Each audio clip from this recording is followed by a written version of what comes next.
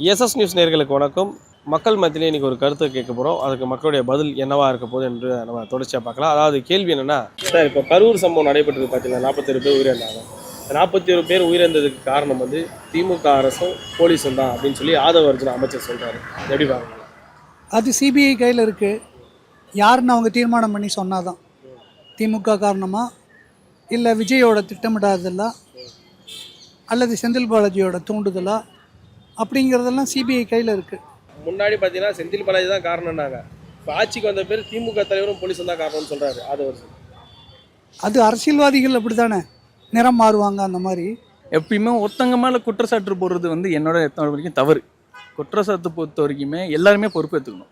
41 பேர் இறந்தாங்க. அதுக்கு திமுக கவர்மெண்ட் அரசாங்கமே தேவையான நடவடிக்கை எல்லாம் எடுத்துட்டாங்க. ஸ்பாட்டில் உடனே அன்னைக்கு இருந்த சிஎம் வந்து ஸ்டாலின் போயிட்டார். அன்னைக்கு இருந்த போலீஸ் ஆஃபீஸர் ஏடிஜிபி எல்லாரும் போயிட்டாங்க. ஆனால் அன்னைக்கு விஜய் வந்து ஓடியாந்துட்டார். பயந்து போய் ஓடியாந்துட்டார். என்ன நடந்துச்சு ஏதுன்னு கூட அவர் வந்து கண்டுக்கல. அந்த மக்களுக்கு என்ன ஆச்சுன்னு கூட அவர் கேட்கல. தேவையில்லாமல் அந்த ஆதவ அர்ஜுனா அரசியல் லாபத்துக்காக தேவையில்லாமல் பழி போட்டு பேசிகிட்டு இருக்கிறாரு. அது சம்மந்தமாக கேஸ் ஒன்று டெல்லியில் சிபிஐ போயிட்டுருக்குல்ல, அங்கே சொல்லலாம் அவர் அதை. இந்த விஷயத்தில் இப்போ ஆட்சி மாறின உடனே இதை சொல்கிறதுல அர்த்தம் இல்லை. இந்த விஷயங்களில் பொது வழியில் பேசுறது தவறு. அது ஆக்சுவலாக இப்போ பேசுறது ஆதாரம் இல்லாமல் சொல்கிற மாதிரி இருக்குது இந்த விஷயங்களில். ஆதரிச்சுனா தான் தாவேக்கோட தலைவர் இப்போ அவர். ஆமாம், விஜயெல்லாம் 2ஆம் பட்சம் தான்.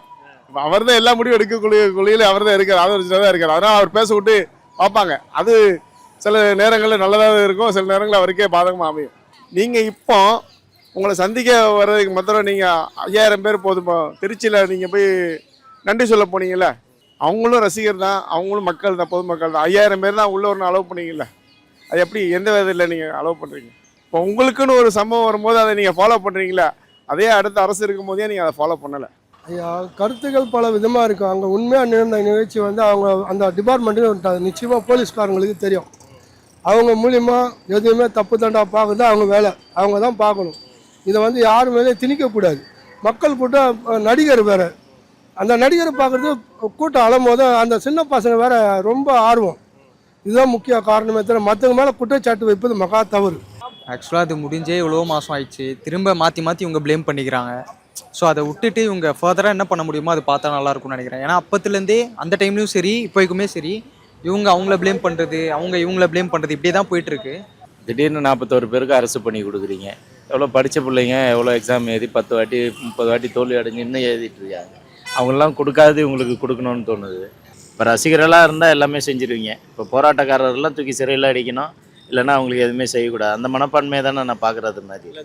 இத்தனை மாதம் பேசாதவங்க சப்போஸ் இவங்க ஆட்சிக்கு வந்திருந்தாங்கன்னா அதை பற்றி ஏதாவது பேசியிருப்பாங்களான்னு எனக்கு தெரியல.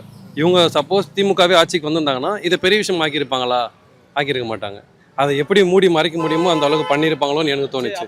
ஏற்கனவே திருச்சி மாநாட்டில், விக்கிரவாண்டி மாநாட்டில் ஒவ்வொரு இடத்துல போகும்போதுமே நிறைய பேர் விழுந்து, அதே மாதிரி விஜயோட வாகனம் போகும்போது அதை அப்படியே ஃபாலோ பண்ணிட்டு போனவங்க நிறைய பேர் இருந்தாங்க. அப்போ அதுக்கெலாம் என்ன ரீசன்?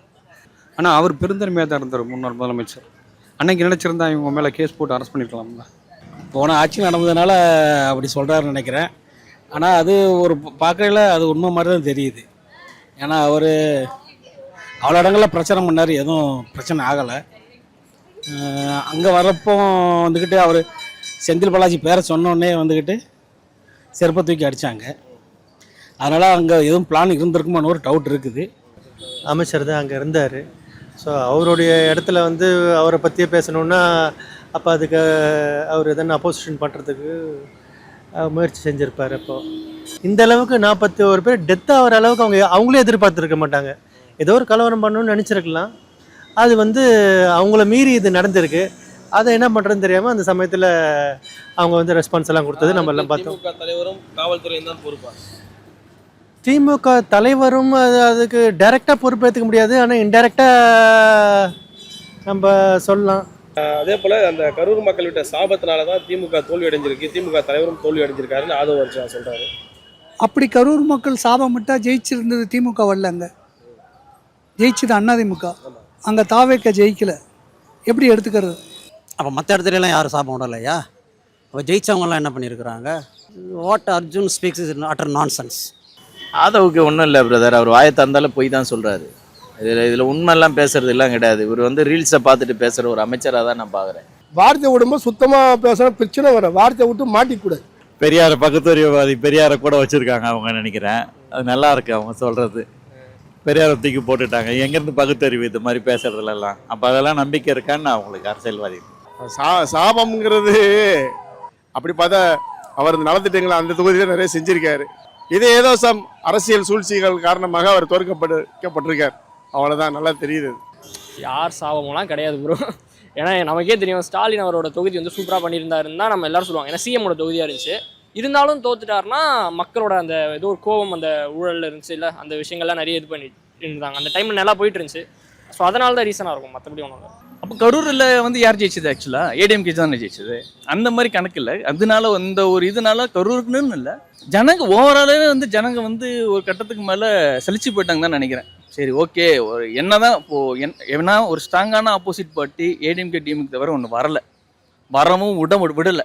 சரி இவங்க இப்போ தான் இப்போ 2 வருஷம் முன்னாடி ஆரம்பித்தாலும் சரி இவங்க உள்ளே வரட்டும், என்ன ஏது பார்க்கலான்னு சொல்லிட்டு ஒரு மாற்றத்தை உண்டாக்கி கொடுத்துருக்காங்க. ஸோ இந்த கரூர்னால மட்டும் இந்த மாற்றம் வந்ததுன்னு என்னால் இது பண்ண முடியும். திமுக தோற்றதுக்கான இது கரூர் சம்பவம் கிடையாது. அந்த ஆட்சியில் ரொம்ப அராஜகம் வந்துடுச்சு. தோற்றதுக்கு அவங்களோட ஆட்சியில் மற்றவங்க பண்ண பிரச்சனை. அவங்க போன டைம் இருந்த அவங்க ஆட்சி காலம் வந்து சரியில்லாமல் இருக்கும். அதனால வந்து மக்கள் அதிருப்தியில் அதாவது சாட்டிஸ்ஃபை ஆகாமல் இருந்திருப்பாங்க அவங்க ஆட்சியில். அதனால புதுசாக ஒரு கட்சிக்கு மேபி சப்போர்ட் பண்ணியிருக்கலாம். இப்போ இவங்க ஒழுங்காக கவர்னன்ஸ் பண்ணலனாலுமே நெக்ஸ்ட் டைம் இவங்க வரதே டவுட்டு தான். ஒரு குறிப்பிட்ட கட்சிக்கு உள்ள வேண்டிய ஓட்டு ஒட்டுமொத்தமாக இவங்களுக்கு விழுந்துருக்கு. நான் அப்படி தான் பார்க்குறேன். நீங்கள் சொல்கிறதெல்லாம் நீங்கள் ஜெயிச்சிட்டீங்க, நீங்கள் சொல்கிறதெல்லாம் நியாயமாக என்னன்னா சரி நியாயமாரு அப்படியே நடந்தீங்க, அடுத்த வருஷம் வாங்க. இடைத்தேர்தலை ஏன் தள்ளி போட்டீங்க?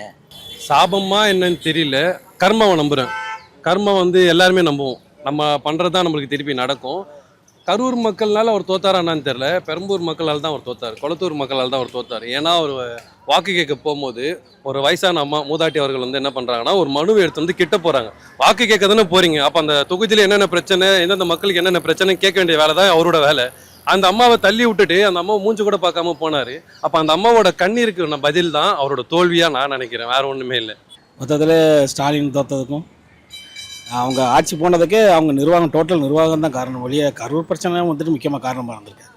மக்கள் என்ன நினச்சிருக்காங்கன்னா வந்து ஏன் இப்படி வந்து இவ்வளோ ஒரு பொதுவாக ஒரு ஆள் நடுவில் வந்திருக்கிறத வந்து இவ்வளோ பண்ணுறாங்கன்னு நினச்சி ஆப்போசிட்டாக ஓட் போட்டிருக்கலாம்.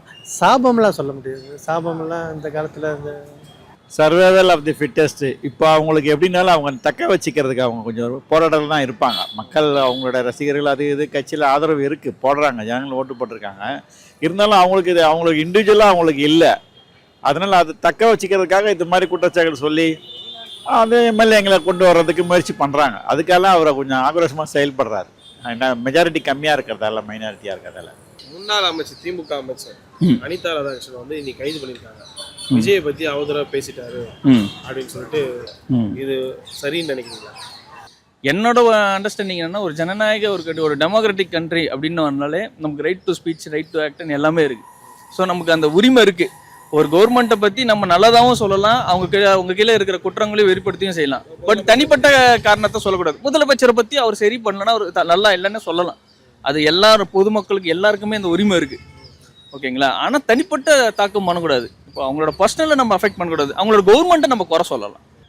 பழைய புது சிஎம்ஏ சொன்னார், ரஜினி ஸ்டாலின் அங்கிள்னு கூப்பிட்றாரு, அதுக்கு திட்டுறது இல்லையா? பேசினார்ல ஸ்டாலின் அங்கிள், உரிமையில் பேசினார். ஆளக்கானன்னு தேடுறாரு சட்டசபையில், அதுவும் திட்டத்துக்கு சம்மந்தான். இல்லை, முதலமைச்சரை யார் அவதூறாக பேசினாலுமே நடவடிக்கை எடுக்கலான்ற ஒன்று இருக்குது. கைது பண்ணலாமா, அதுவும் ஒரு அமைச்சர் கைது பண்ணலாமான்னு தெரியல. வார்னிங் கொடுத்துருக்கேன், சட்டமன்ற உறுப்பினர் தான், அப்போ வார்னிங் கொடுத்துருக்கலாம். இதுக்கு முன்னாடி அவதூறு பரப்புனாங்களே ஒரு சில சிஎம்க்கெலாம் பரப்பியிருக்காங்க. எல்லா எதுவும் நடக்கிறதா ஸ்டாலின் மேலேயும் பேசியிருக்காங்க.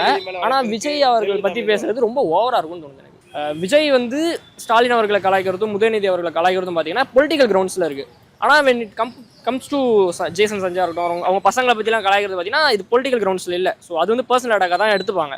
ஸோ விஜயை பொறுத்த வரைக்கும் பர்சனல் அட்டாக் பண்ணுறது விட்டுட்டு பொலிட்டிக்கலாக அவர் பண்ணுற தப்புகள் நிறைய இருக்குது. அவர் விட்டிங்கன்னா பண்ணுவாங்க. ஆனால் டிஎம்கே பொறுத்த வரைக்கும் விட மாட்டாங்க. அவங்க வேணே வந்து பேசி பேசி பேசி அவங்க மேலே ஹேட்ரடை பரப்பிக்கிறாங்க.